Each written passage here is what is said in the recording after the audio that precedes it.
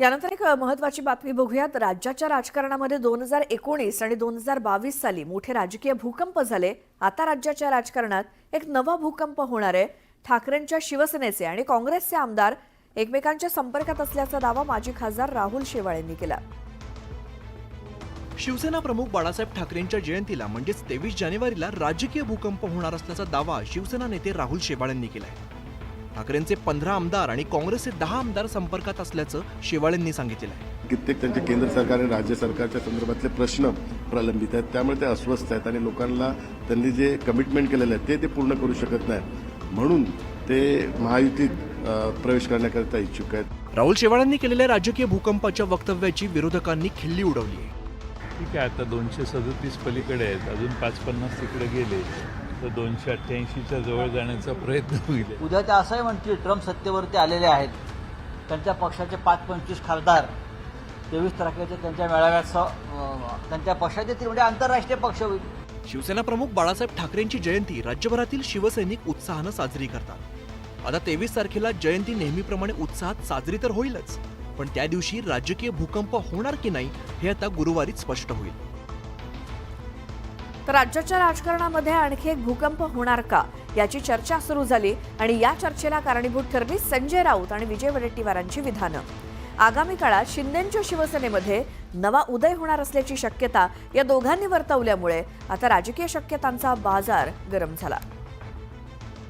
महायुतीत पालकमंत्री पदावरून नाराजीचा सूर उमटत असतानाच आता संजय राऊतांच्या दाव्याने मोठी खळबळ माजली आहे। राऊतांनी शिंदे गटातल्या फुटीचं सुतोवाच केलंय। शिंदेंच्या सततच्या रुसव्या फुगव्यामुळे लवकरच शिवसेनेत नवा उदय होणार असल्याचं म्हणत राऊतांनी वेगळ्या चर्चांना तोंड फोडलंय। जेव्हा एकनाथ शिंदे रुसले होते सरकार स्थापन करताना मुख्यमंत्री पदासाठी, तेव्हाचा उदय होणार होता। काही उदय दोनही धग्ग्यावर हात मारू नये आणि बरोबर संबंध इतके सुंदर करून ठेवलेले आहे। जर अजून काही चांगली ऑफर असेल तर ते शिंदे गटातनं फार चटकन फारकत घेऊन भाजपाशी सुद्धा घरोबा करू शकतात। दावोसला गेलेल्या उद्योगमंत्री उदय सामंतांनी या सगळ्या टीकांना चोख उत्तर दिलंय। माझे आणि एकनाथ शिंदे साहेबांचे संबंध हे राजकारणाच्या पलीकडचे आहेत, त्याच्यामुळे कोणीही आमच्या दोघांमध्ये वाद लावायचा जर प्रयत्न केला, केविलवाणा प्रयत्न केला, तो यशस्वी होणार नाही।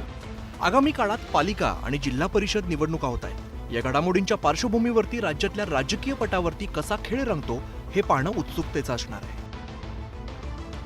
पुन्हा पाहूयात सकाळच्या 100 बातम्या। वाल्मिक कराडच्या खंडणी प्रकरणातील जामिनावरती 23 तारखेला सुनावणी होणार आहे। आरोपीच्या वकिलांनी विनंती केल्यामुळे कोर्टानं पुढची तारीख दिली आहे। वाल्मिक कराड खंडणी प्रकरणाबाबतची सुनावणी 23 जानेवारीपर्यंत पुढे ढकलण्यात आल्यामुळे संतोष देशमुख यांच्या कुटुंबियांनी नाराजी व्यक्त केली। पोलीस या प्रकरणात हलगर्जीपणा करत असल्याचा आरोप सरपंच संतोष देशमुख यांचे भाऊ धनंजय देशमुख यांनी केलाय। वाल्मिक कराड प्रकरणी पुण्याचे भाजपचे नगरसेवक दत्ता खाडे यांची देखील बीड सीआयडी पोलिसांकडून चौकशी करण्यात आली। दरम्यान कराड आणि माझे संबंध असल्याचा संशय होता, म्हणून सीआयडीनं बोलवलं, पण माझी त्यांच्याशी फक्त तोंड ओळख असल्याची प्रतिक्रिया दत्ता खाडेंनी दिली। बदलापुरातील अक्षय शिंदे एन्काउंटरला पोलीसच जबाबदार आहेत। न्यायालयीन चौकशी समितीचा अहवाल सादर करण्यात आला। गुन्हा दाखल करून कारवाई करण्याचे आदेश कोर्टानं दिले। 31 मे पर्यंत राज्यातील सर्व गडकिल्ल्यांवरचं अतिक्रमण हटवण्याचे आदेश मुख्यमंत्र्यांकडे जिल्हाधिकाऱ्यांना देण्यात आलेत। गडकिल्ल्यांवरती अतिक्रमणावरून मुख्यमंत्र्यांनी आक्रमक पवित्रा घेतलाय। उद्धव ठाकरे यांनी राष्ट्रवादीचे अध्यक्ष शरद पवार यांची भेट घेतली। 1.5 तासांच्या या भेटीत स्थानिक स्वराज्य संस्थांतील आघाडी तसंच सद्यस्थितीतील राजकारणावरती उभयतांमध्ये चर्चा झाली। आगामी महानगरपालिका नगरपालिका निवडणुका स्वबळावर लढण्याची घोषणा शिवसेनेनं केल्यामुळे महाविकास आघाडीत बिघाडी झाल्याचं चित्र निर्माण झालं। मुंबई धारावी पुनर्विकास प्रकल्पाच्या प्रत्यक्ष कामाला सुरुवात करण्याचा मार्ग अखेर मोकळा झालाय। धारावीतील रेल्वेच्या जागेवरील रेल्वे वसाहतीच्या कामाकरता धारावी पुनर्विकास प्रकल्पाला प्रमाणपत्र प्राप्त झाल्यामुळे नवीन इमारतीच्या बांधकामाला सुरुवात होणार आहे। मुख्यमंत्री माझी लाडकी बहीण योजनेच्या निकषांवरती आता बोट ठेवलं जात आहे। शासनाच्या वैयक्तिक लाभाच्या कोणत्याही एका योजनेचा लाभ लाभार्थी घेऊ शकतो असा निकष आहे। तरी सुद्धा या योजनेतील अनेक लाभार्थी लाडकी बहीण योजनेचा देखील लाभ घेत आहेत। मुंबई पुणे एक्सप्रेसवेवरती मुंबई वाहिनीवरती पूल बांधण्याचं काम सुरू आहे। त्याचे गर्डर बसवण्यासाठी बुधवार 21 जानेवारीपासून शनिवारपर्यंत 3 दिवस ब्लॉक घेण्यात येणार आहे। त्यामुळे या कालावधीत दुपारी 12 ते 3 या वेळेत मुंबईहून पुण्याकडे जाणारी वाहतूक अन्य मार्गाने वळवली जाणार आहे। सीआयडी कोठडीमध्ये आले असलेल्या वाल्मिक कराड याच्या खंडणी प्रकरणातील जामीन अर्जावरती गुरुवारी सुनावणी होणार आहे. कराडच्या वकिलांनी सुनावणीसाठी मुदत वाढवून मागितली होती. मुदत वाढवण्याची मागणी न्यायालयाकडून मान्य करण्यात आली आहे. पीएम किसान योजनेसाठी केंद्र सरकारनं नवीन नियमावली लागू केली आहे. त्याअंतर्गत एकाच कुटुंबातील पती पत्नी मुलगा मुलगी लाभ घेत असल्यास त्यातील एकालाच यापुढे या योजनेचा लाभ घेता येणार आहे. स्वच्छ, सुंदर आणि प्रदूषणमुक्त मुंबईसाठी पालिकेनं प्लास्टिक पिशवी बंदी कारवाई सुरू केली असून पहिल्याच दिवशी 1145 जणांवरती कारवाई करून 1,45,00,000 रुपयांचा दंड वसूल करण्यात आलाय. आगामी काळात सर्व वॉर्डांमध्ये ही कारवाई आणखी व्यापक करण्यात येणार असून नियम मोडल्यास दंड आणि दंड भरला नाही तर कायदेशीर कारवाई करण्यात येणार आहे. मुंबई म्हाडाच्या कोकण मंडळाच्या 2,264 घरांच्या सोडतीला अत्यल्प प्रतिसाद मिळालेला असतानाच आता सोडत पुन्हा पुढे ढकलण्यात आली आहे. 31 जानेवारीची सोडत पुढे ढकलण्यात आली असून आता ती फेब्रुवारीत होणार आहे.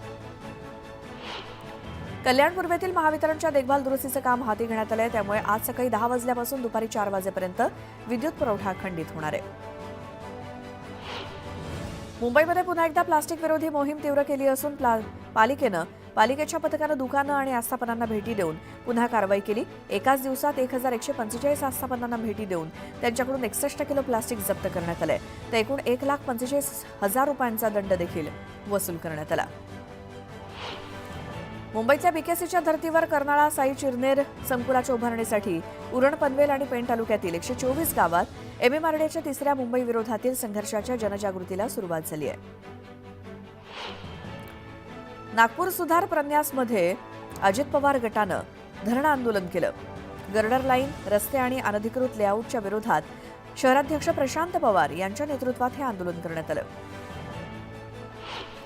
चाकण औद्योगिक वसाहतीमध्ये गोळीबाराची घटना घडली. 2 अज्ञात दुचाकीस्वारांनी कैलास स्टील या कंपनीचे मालक अजय सिंग यांच्यावरती गोळीबार केला. या घटनेनंतर हल्लेखोर पसार झाले असून अजय सिंग यांना रुग्णालयात दाखल करण्यात आलं. सध्या त्यांची प्रकृती स्थिर आहे.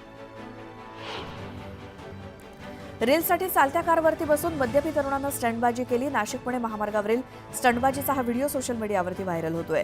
व्हिडिओ व्हायरल झाल्यानंतर पोलिसांनी स्टंटबाजांच्या मुसक्या आवळल्या. शेतजमिनीचा प्रलंबित निकाल देण्यासाठी 55,000 रुपयांची लाच घेताना पंढरपूर प्रांताधिकारी कार्यालयातील दोघांना रंगेहात पकडण्यात आलं. या प्रकरणी महसूल सहाय्यक किशोर मोहिते आणि शिपाई नितीन मेटकरी यांच्यावर लाचलुचपत प्रतिबंधक विभागाच्या अधिकाऱ्यांनी कारवाई केली.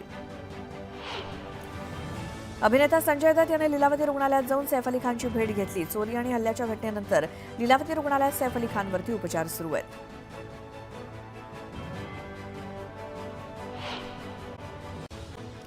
रायगड आणि नाशिक पालकमंत्रीपदाबाबत आम्हाला विचारात घेतलं नाही असं शिवसेनेच्या वतीनं सांगण्यात आलं. शिवसेनेनं याबाबत नाराजी व्यक्त केल्यानंतर थेट केंद्रातनंच रायगड आणि नाशिकच्या पालकमंत्रीपदाबाबत स्थगितीची सूत्र हलवल्याची माहिती सूत्रांनी दिली. भरत गोगावलेंच्या नाराजीवरनं उपमुख्यमंत्री एकनाथ शिंदेंनी प्रतिक्रिया दिली. इतकी वर्ष काम केल्यानंतर काही अपेक्षा असतात. पालकमंत्रीपदाची अपेक्षा ठेवण्यात वावगं काय असा सवाल शिंदेंनी उपस्थित केला. रायगडच्या बाबतीत आमचे 3 आमदार तिथे आहेत, मात्र गोगावले हा जुना माणूस आहे, त्यांना पालकमंत्रीपद मिळावं अशी मागणी असल्याचं विधान गुलाबराव पाटलांनी केलं. दरम्यान देवेंद्रजी दावोसला असल्यामुळे स्थगिती दिल्याचं पाटील म्हणाले. शिवसेनेचे रायगड जिल्हा प्रमुख प्रमोद घोसाळकर यांनी राजीनामा दिल्यानंतर खासदार सुनील तटकरेंविरोधात दंड थोपटण्यात आलेत. तटकरेंनी पालकमंत्रीपदावरनं स्पर्धा न करता मुंबई गोवा महामार्ग लवकर कसा पूर्ण होईल हे पाहावं असं आवाहन घोसाळकरांनी दिलं. आमचा राजकीय अस्तर झाला तरी चालेल, पण एक सीट असणाऱ्या राष्ट्रवादीला आणि तटकरे फॅमिलीला पालकमंत्रीपद आम्ही स्वीकारणार नाही आणि हे जाहीरपणे वरिष्ठांना सांगितल्याचं आमदार महेंद्र थोरवे म्हणाले. अक्षय शिंदेंचा एन्काउंटर खोटा होता. तेव्हाच्या तत्कालीन सरकारला स्वतःची इमेज रॉबिनहुड म्हणून करायची होती अशी टीका जितेंद्र आव्हाड यांनी केली. अक्षयच्या हत्येला फक्त पोलिसच नव्हे तर पोलिसांच्या डोक्यात ही गोष्ट भरवणारे सुद्धा जबाबदार आहेत असा आरोप आव्हाडांनी केला. अक्षय शिंदेचा एन्काउंटर नसून तो खून आहे हे मी आधीच म्हणालो होतो असं विधान विजय वडेट्टीवार यांनी केलं. तर पुरावे नष्ट करण्यासाठी सह आरोपींना वाचवण्यासाठी अक्षयचा खून केल्याचा आरोप वडेट्टीवारांनी केला.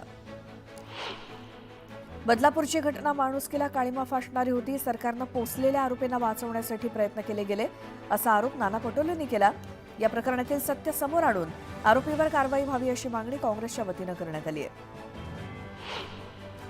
बदलापुरातील अक्षय शिंदेचा एन्काउंटर हा फेकच असणार असं विधान जयंत पाटलांनी केलं. शाळा मालकाच्या अनेक गोष्टी अक्षयला माहिती असतील म्हणून त्याचा शेवट केल्याचा संशय जयंत पाटलांनी केला. बदलापूर न्यायालयानं दिलेला निर्णय केवळ माध्यमांवरतीच वाचला, संपूर्ण निकाल वाचल्यानंतरच याबाबत बोलणार अशी प्रतिक्रिया भाजपच्या नेत्या चित्रा वाघ यांनी दिली. याबाबत सरकार योग्य पावलं उचलेल असा विश्वास त्यांनी व्यक्त केला.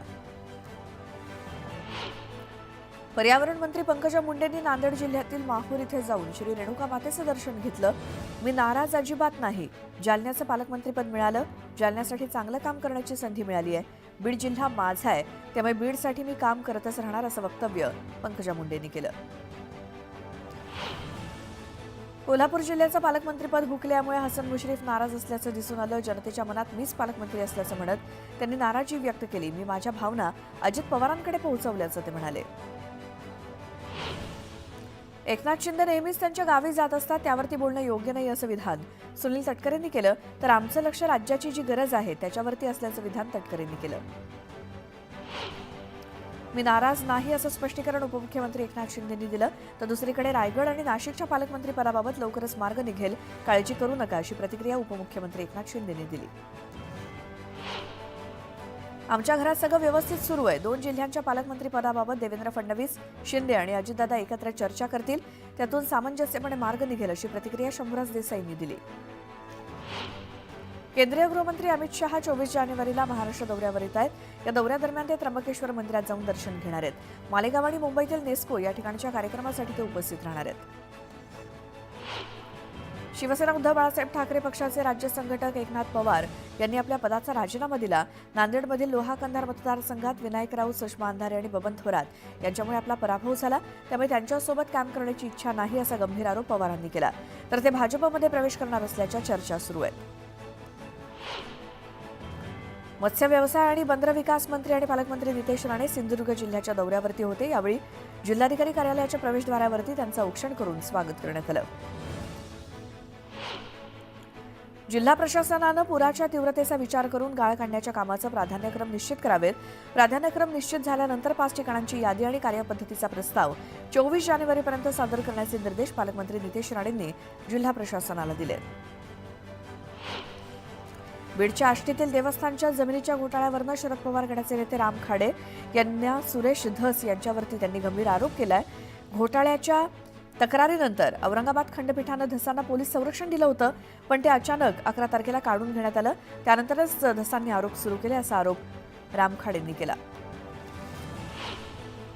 किरीट सोमय्या यांनी सिल्लोडच्या उपविभागीय अधिकारी कार्यालयाला भेट दिली. बांगलादेशी रोहिंग्यांसंदर्भात कारवाई करण्याच्या मागणीसाठी सोमय्या सिल्लोडला गेले.